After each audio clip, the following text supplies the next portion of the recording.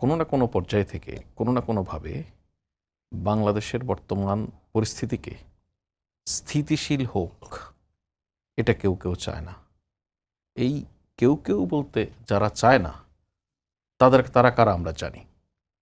সুতরাং প্রধানত হচ্ছে নিন্দাটা তাদের প্রতি। আর দ্বিতীয়ত হচ্ছে নিন্দা জানানোর বিষয় আপনাদের কাছে যেটা স্ট্রাইক করেছে সেটা হচ্ছে সরকারের লোকজনই নিন্দা জানাচ্ছে। আমরা সরকারের কাছে চাইব বিচার, সরকার নেবে ব্যবস্থা। সরকার কেন নিন্দা জানাবে? নিন্দা জানানো এটা কোনো বিবেচনাতেই বিচার করা বা ব্যবস্থা নেওয়ার অন্তরায় তো নয়।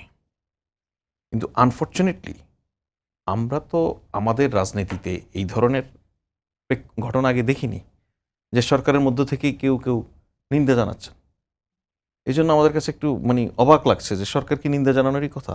সরকার নিন্দাও জানাবে, কারণ সরকার তো এই ধরনের ঘটনাকে টলারেট করে না। ব্যবস্থা যেমন আপনি প্রত্যাশা করেন, ব্যবস্থাটা তদন্তের আলোকে ব্যবস্থা নিতে হবে, কোনো সন্দেহ নেই।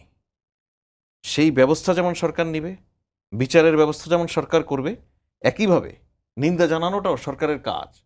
আগে সরকার বাহিনী, সরকার দল এগুলি মিলেমিশে একাকার ছিল। সরকারের দল যদি এক জায়গায় হামলা করতো, সেই সরকারের পক্ষে তো নিন্দা জানানোর উপায় ছিল না। সেই সরকারগুলি সেই হামলাকে জাস্টিফাই করার চেষ্টা করত।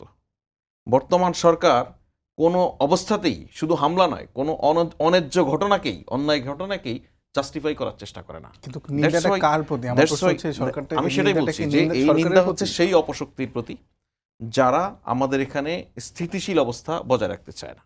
দেখুন, আমাদের দেশে সরকার ঠিক কিভাবে ফাংশন করবে এইটা আমি যদি বলি, গত 54 বছরেও মহান মুক্তিযুদ্ধের মধ্য দিয়ে এই বাংলাদেশ জন্মলাভ করার পরেও গত 54 বছরে এখানে এমন কোনো স্ট্যান্ডার্ড দাঁড়ায়নি সরকারের হুকুম।